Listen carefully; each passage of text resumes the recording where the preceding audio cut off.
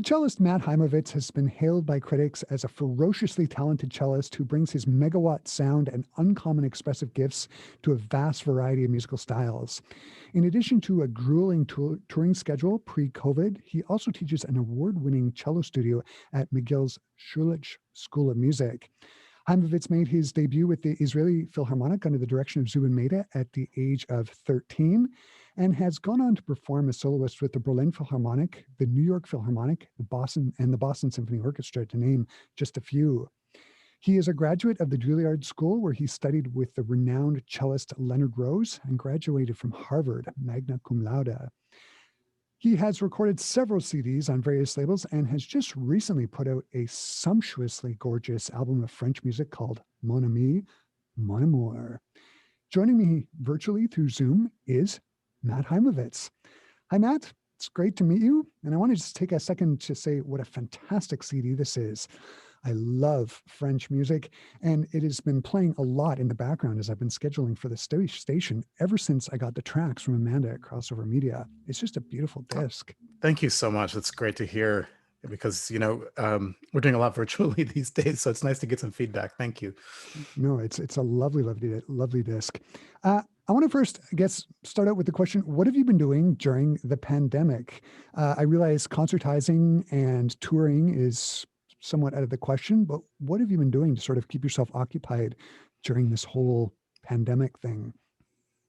A lot of teaching, actually, and virtually. I mean, I teach at Schulich School of Music at McGill University, as you said, and I also do some teaching at the new school at Manus in New York City. And so I have students who are still, locked down at home in China, Israel, Europe. So they're all over the place, the States, of course. And some of them are here in Montreal. But we've been keeping that up through Zoom lessons. And the irony for me is actually we have more regular lessons because I can do it every week. With the remote, I could be traveling and I can still do the lessons. But I have to say that when this whole pandemic hit hard in March, it was devastating for the performing arts. And, I've had, 7-8 months of concerts canceled or postponed. And it's heartbreaking. It's hard to sort of process. And when it all began, it was pretty paralyzing because, I'm used to having this connection with an audience and sharing expression with an audience and having the feedback and feeling the chemistry in the room and the traveling, and sort of keeping in touch with just a variety and array of people, on the road, from my audience to my favorite chefs, on the road to all of it, to the connections with the at the airport and the stewards and stewardesses, and just the daily, going to your coffee shop and getting a little feedback for 5 minutes, all that, you take for granted, and it's all stripped away. And so at first it was paralyzing, and now I'm involved in a large scale commissioning project that we can talk about through the course of this interview, and then working on Mon Ami Mon Amour gave me a lot of hope. It was really nice. We recorded it before the pandemic, last June 2019, gorgeous setting, and then all the post-production happened during the pandemic. So it gave me a chance to listen to the music. It was being edited, it was being mixed, and writing the liner notes for it. All of that happened during the pandemic. So it did give me something to do. You just mentioned that you teach at McGill. Have you been able to leave Montreal? Have you been able to do much traveling during the pandemic? Well, the first few months I didn't. I stayed home, and that was actually really nice to spend some time with the family and my girls. I don't get that kind of quality time generally, so to have a few months where I could be here and develop my culinary skills at home was very nice. I did just come back from a trip to the US. I became quite involved. I'm still an American citizen and permanent resident. I have applied for Canadian citizenship, so it's the paperwork's in. I'm waiting on that to be processed, which takes a little longer in Free pandemic health, times. But free healthcare. we all care about what happens down south, and um, I decided to get involved in various ways in the election, and I actually played for a initiative called Play for the Vote. And so while people were voting, I played them some Bach and Philip Glass and Vijay Iyer and some music, just to make their experience a little bit more, just comfortable and enjoyable. And I mean, I have my political beliefs and feel very strongly about things, but in this scenario, I really couldn't campaign. I was a neutral, Right. cultural ambassador. so Yeah, so I just made music. but performing in unusual venues is nothing new to you. I mean, I remember when you put out the Bach cello suites recordings, one of the big things around that was that you were performing them in bars and just sort of, in these really unusual locations. Yeah. Yeah, and Yeah. I've been trying to take every opportunity I can to play. We had an outdoor backyard concert in Montreal. We On this trip where I played for the vote, I also went down to Marfa, Texas, which is on the border with Mexico, and I'm working very closely with a wonderful visual artist, Charlene Von Hale, incredible artist, and so I played for her and her friends, and just any opportunity that I can, even if it's just for a few people, to keep it going and have that connection. It's so meaningful right now. It's what's extraordinary is how much we take for granted. When things are good, we sort of like that's the normal. And now that they're stripped away, we realize, oh my God, we really miss some of that normal and that connection with human beings. Right. I want to talk about this new CD you've got out, Mon Ami Mon Amour. I thought we could start out by just talking about sort of the catalyst behind this recording. It involved a rather disastrous situation with your cello. Can you tell our listeners about that story and how this disaster turned out to be this recording of this album? Can you go into that story? Yes, actually, it involves a young Canadian cellist, very talented, Cameron Cosman, who came over. He was studying at the time at the Paris Conservatory, and he came over to play for me the Poulenc. He wanted some feedback, and I had just come back from Europe also, and I was a little jet lagged. And we were going over the Poulenc Sonata for cello and piano, and I reached over for the score, and I lost my balance, and I had to make a split-second decision. Do I land on the cello or do I release it and see what happens? And I chose the latter. Looked down on the floor, and there was my cello in pieces, in two big pieces, Mm. and realized that I would have to go and take it in to New York to a luthier and have it put back together. But in putting it back together, you have to take it even further apart and make sure everything is in order and all the cracks. I mean, this is a cello from Venice from 1710. It's over 300 years old, and I mean, it's gone through its share of cracks and issues, and it's unbelievable what they did for 1 year and a half. These I think it was like four luthiers working on different parts of it at different times. Um, I came in, it was like the ICU. It was like the Right. ribs were on one wall, and the belly was on someone's desk, and the back was being reshaped. I mean, it was just the whole thing was surreal and very painful to watch. But when it came back to me and it was all put back together, um, it took a little playing to bring it back to life and resuscitate it. but Right. but it finally, I mean, I couldn't be happier. It sounds so glorious and really full bodied and all the overtones that I remember and more with the instrument. So it's back to its full Well, self. And this album is actually the first time that I play it again. and record with it again. For a year and a half, I was playing on different instruments, generously on loan from people who had nice instruments. And it's a beautiful disc. I mean, there's all these wonderful colors that you're able to get out of the cello, which is, which is so perfect for this repertoire, for this French repertoire. Exactly. It's beautiful. Yeah. I wonder if you could just talk us through the CD. I was reading the liner notes, and there seems to be sort of two thematic elements. The first of which is the importance of the Boulanger sisters, Lily and Nadia Boulanger. Can you talk a little bit about the importance of the Boulanger sisters in regards to 20th century composition and in particular French music? Yeah, Nadia Boulanger, I knew her as a pedagogue, and she really was very influential on generations of composers, especially American composers. She really taught, Elliott Carter and Philip Glass. She taught Piazzolla, many great Copland. Boulez, Copeland. I mean, everyone went through her studio. I was surprised actually that Ned Rorem, who I love very much, didn't actually study with her, but he knew her very well, and she was just a very influential pedagogue. And interestingly, the pivotal moment where she decided that she would devote herself to pedagogy and teaching composition was when her sister passed away.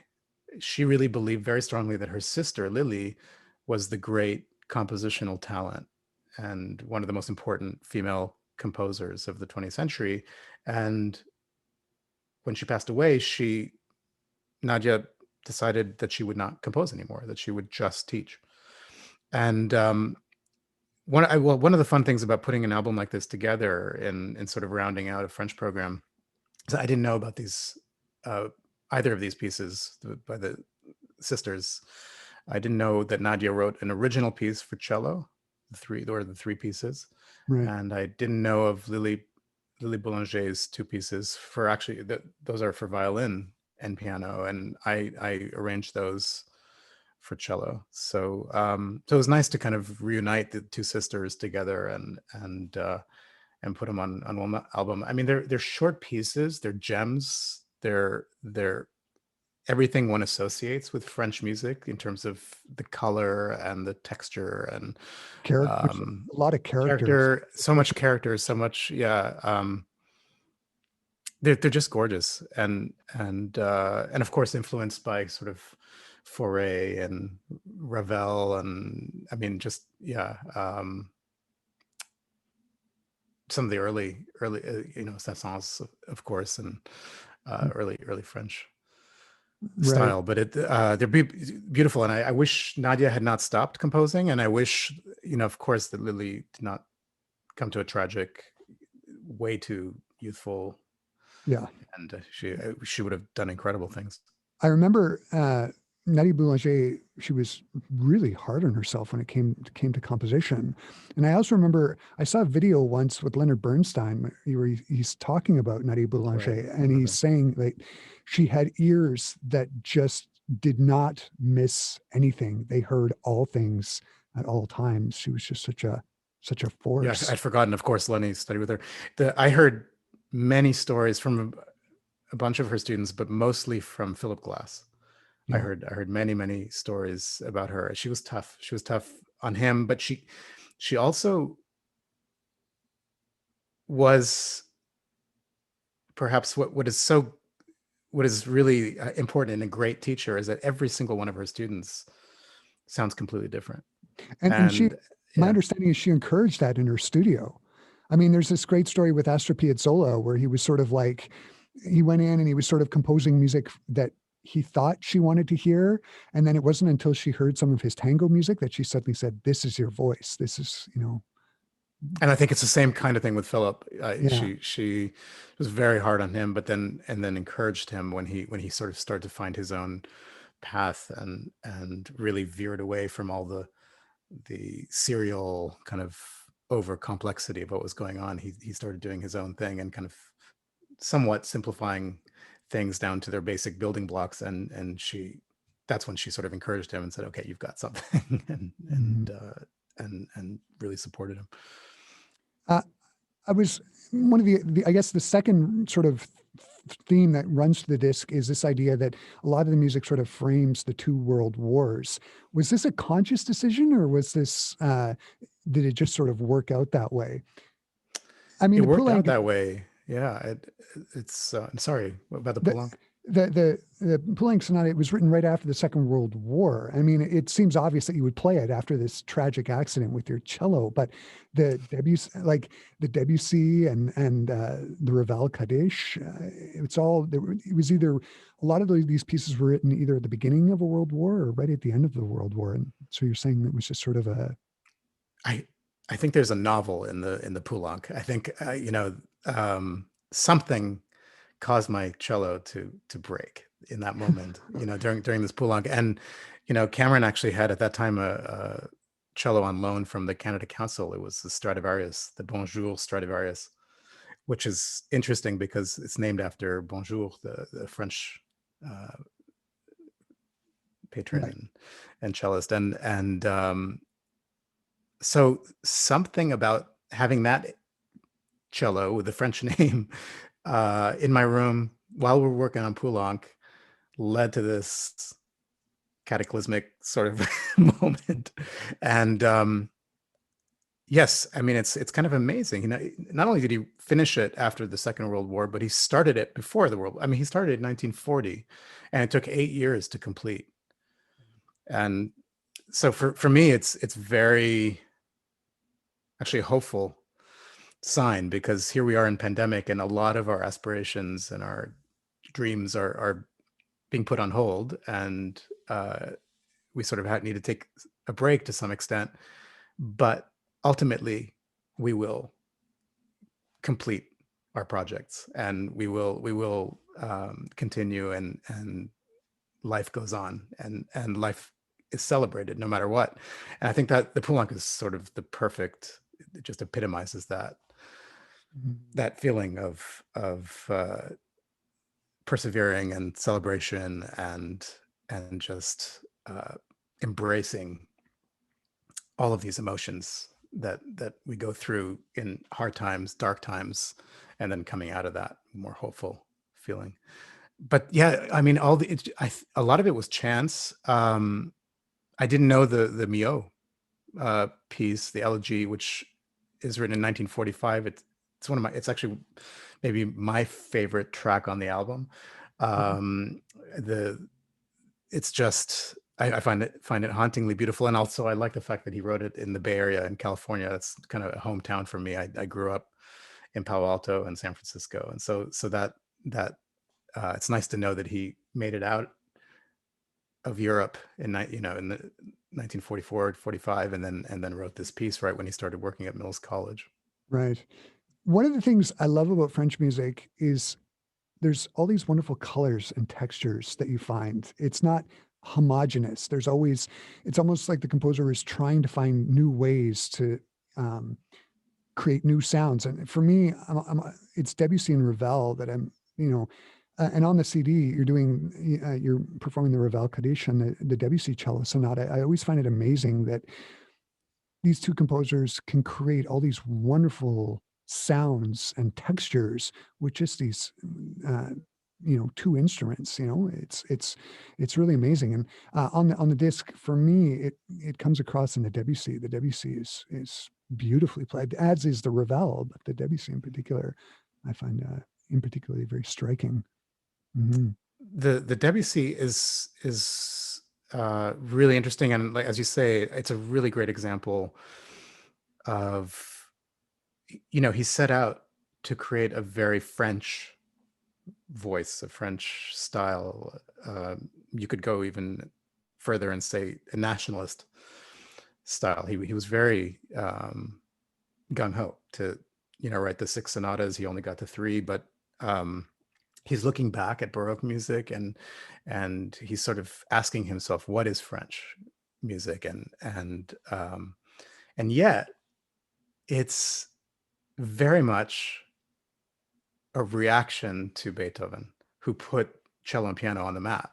And you can look at the Debussy. The opening of the Debussy is very much modeled after one of the late sonatas for cello and piano, the Opus 102, number 2, where the piano begins by itself and then the cello enters, encompassing a wide range dramatically, and then answers the piano in that opening phrase.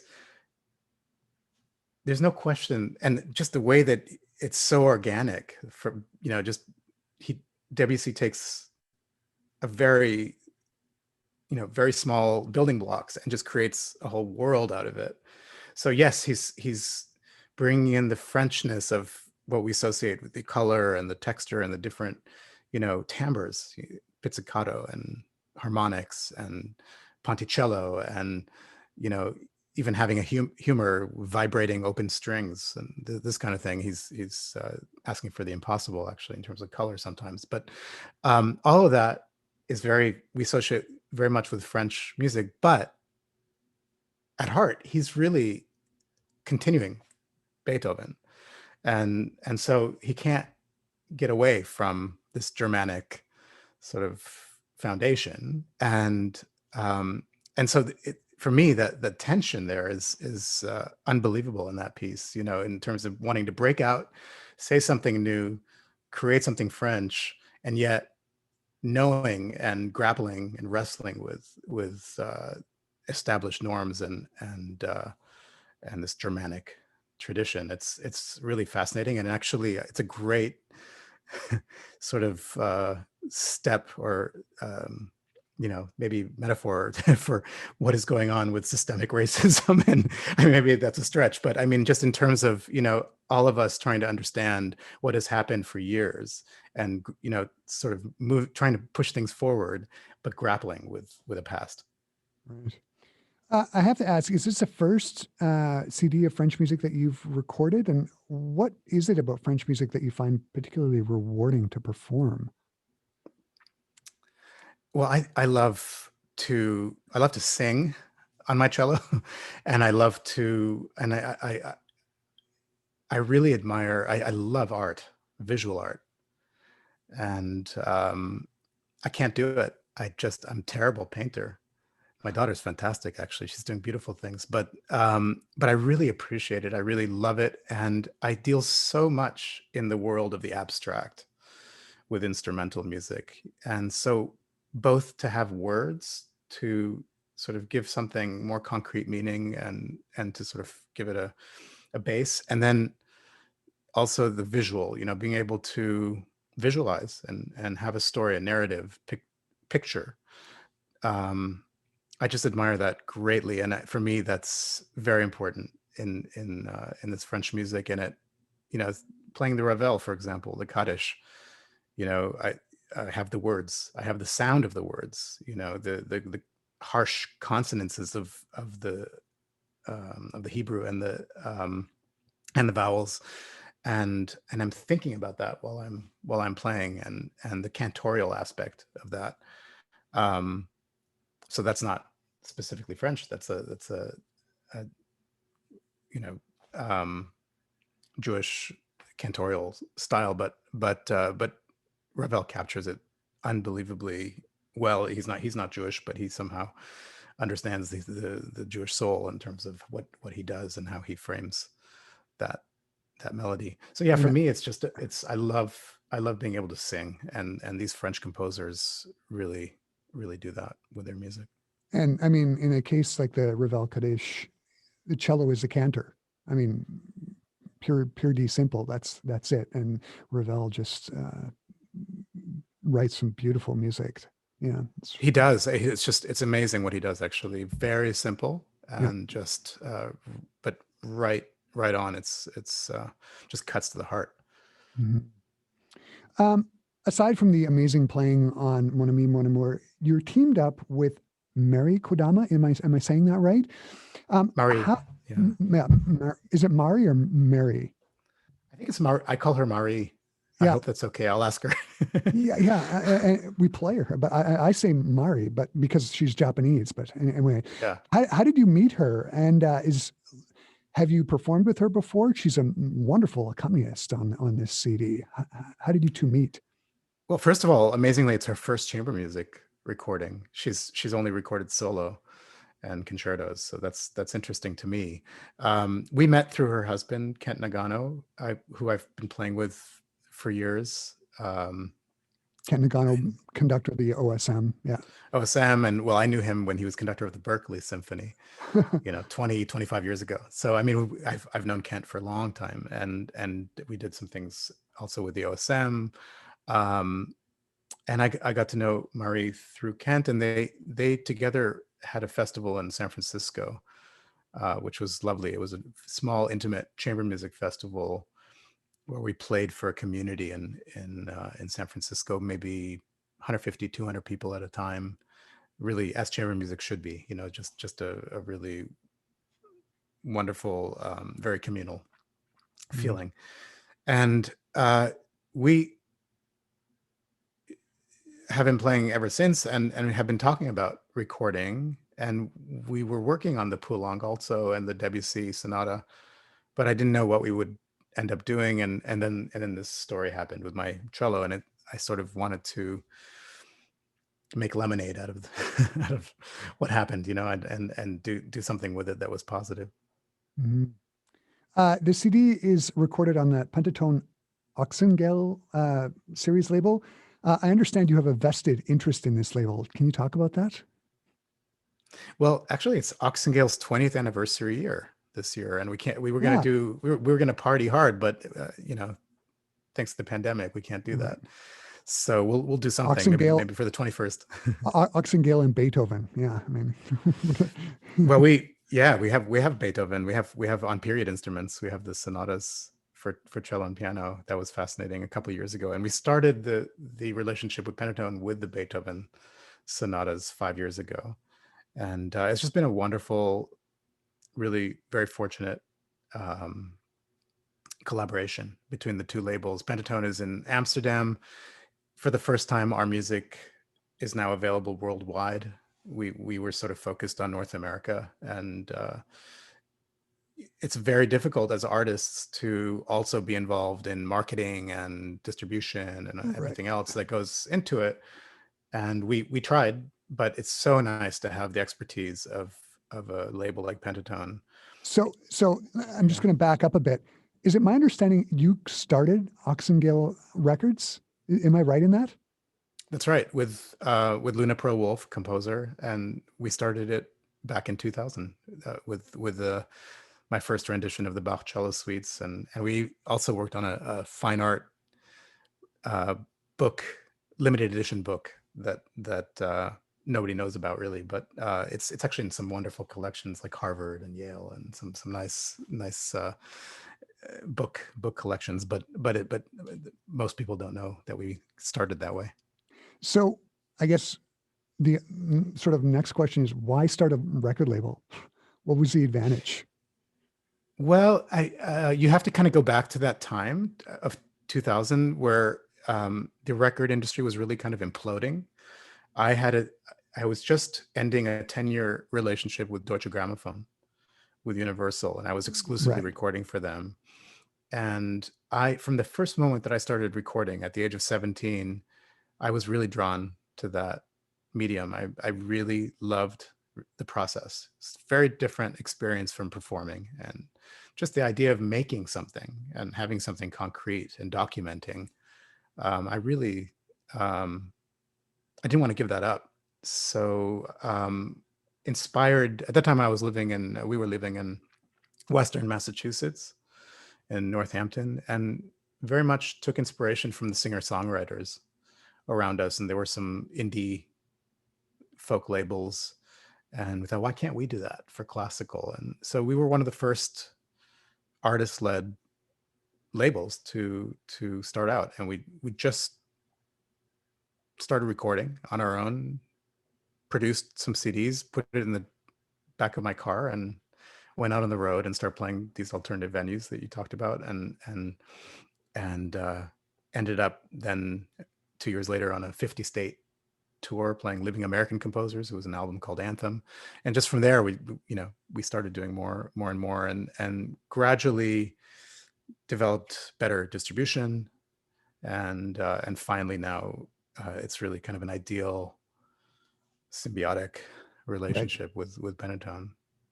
I also find it really interesting how many orchestras are coming out with their own labels, and I have to sort of wonder, how do I say this? How much of that is a control thing, like, and how much of that is there's a financial aspect, I'm presuming, but with your own label, Oxengale, were there elements of that as well, or?